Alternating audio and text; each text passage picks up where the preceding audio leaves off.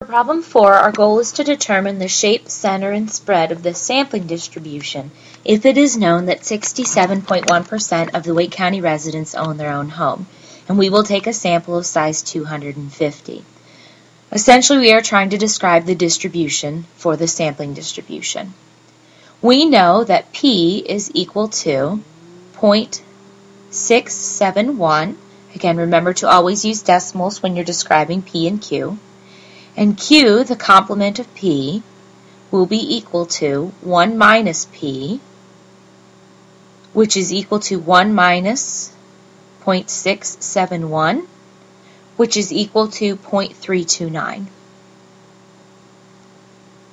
We also know that N will be equal to 250.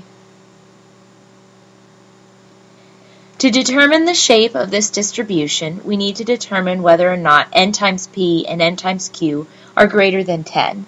If they are, then we know we will have a normal distribution, which is bell-shaped and symmetric. Now, we really only need to compare Q with N, since Q is the smaller of both Q and P. If N times Q is greater than 10, then N times P will surely be greater than 10.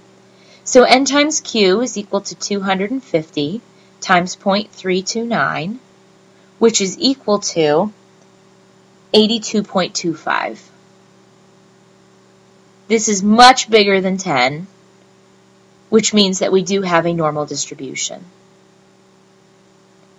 or bell-shaped and symmetric.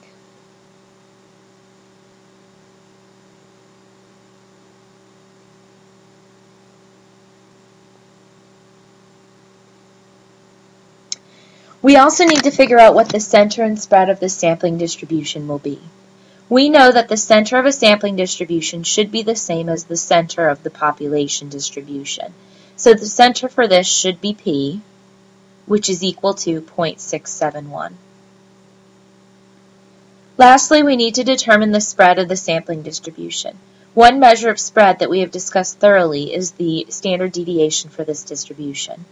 That spread, or that standard deviation, can be found by taking the square root of P times Q over N, which is equal to the square root of 0.67 times 671 times 0.329